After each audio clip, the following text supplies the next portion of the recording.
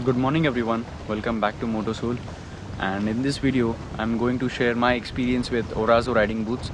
Now this is not a sponsored video. I've bought this for about 5,000 rupees 1 year back. Now I've used it for about 10,000 kilometers, and I've done some long rides and some short rides, and I can tell you that this is not exactly a riding boot. Now this is the basic this is the best riding boot that you can get for about 5,000 rupees. Now if you can increase your budget, then I would surely say that this is not for you. This is actually more of a safety boot that you guys see. This has a steel toe. So actually if this is a riding boot would have normally have the skid plates here, so it would have better safety for crashes. Now this is, I'm not saying that this is not meant for riding. This is meant for riding, but if you have a better budget, that's when you should go for something better. Now if you have a budget of 5,000 rupees, this is the perfect one to get for 5,000 rupees. And it has a steel toe here. This is the ankle length. This is the bigger version. This is the 12 inches version. You also get a 8 inches version, but I wouldn't suggest the smaller one, because when you're riding you need a boot at least longer, 12 inches longer. So if you have a budget of 5,000 rupees and if you're looking for a riding boot, there is no other option as of now. You have to go for the Orazo riding boots. Now these are very comfortable. I've done 1500 hours in one day with this motorcycle, with the riding boot, and it was very comfortable. I have no problems with wearing this for long periods of time, and the overall fit and finish is very good. Now after a lot of abuse, this still looks very good, and if you guys can see, the boot is still in good shape. Now I've only had one issue with it, and that's not more of an issue.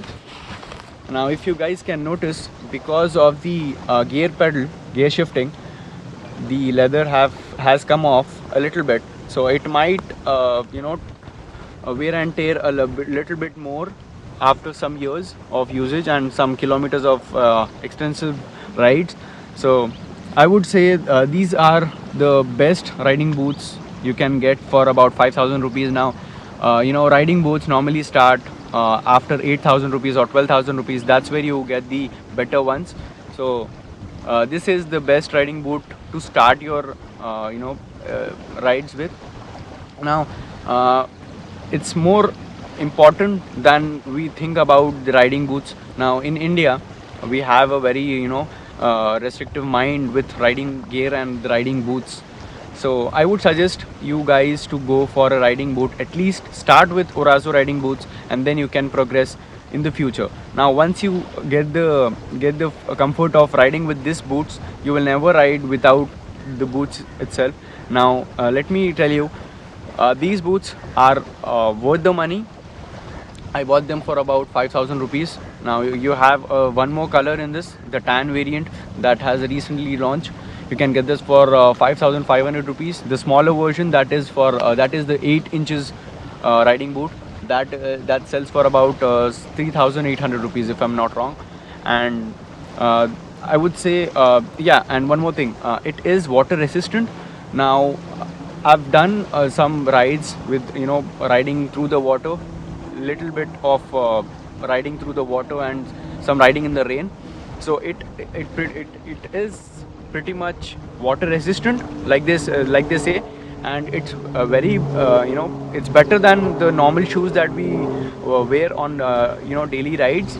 So I would suggest is go for a riding boot, start with this, and then you can progress later. I've never had any issues with the water going inside, even in the rains, in the heavy rain riding, and even with the Impulse. If you guys know, Hero Impulse doesn't have an inner mud guard, and without even the mud guard, the shoe wouldn't get wet. So this is, but that would slowly it would let the water inside. Now no riding boot is waterproof. Even the 20,000 or 25,000 riding boots, there would be water resistant, but after 10,000 kilometers or 20,000 kilometers of riding, the riding boot would let the water inside. So no riding boot is waterproof. It's not going to be waterproof forever. It might be waterproof for a while.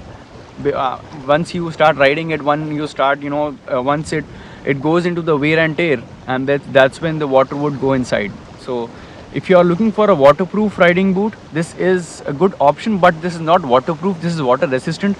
It would resist splashes of water. It would even if you have to take about 200 meters of water, if you're riding through the water, it would take about 200 meters also. Even if the water level goes above this, it would enter from the behind, from the back of the boot. So this is the the material is not on this, it's not leather, it's more of material, a cloth. So that's where the water can go inside from here.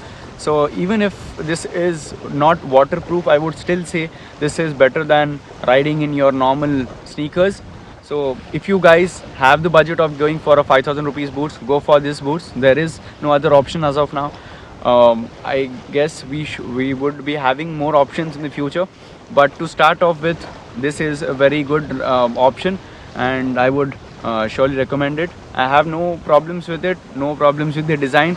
And one more thing, even the grip on these boots are very good. Even with if you're climbing a mountain, if you're trekking after a very short ride in the city, this would help climbing the mountains. It's very good comparatively. If you compare it with the other shoes that we wear, compare it with any other shoes, this is obviously better than those shoes. So this is more of a safety shoe that has 12 inches of length, that has ankle length protection. So I would suggest is, if you have the money for it, go for a better riding boot. But if you have a budget problem, if you are not willing to go for anything above 5,000, this is what you should get. So check out my other videos as well. I've also made a video about the Rhinox tank bag review and what I keep inside my tank bag. Those are those two separate videos. Check that out as well. And I hope to see you guys in the next video. Run after you.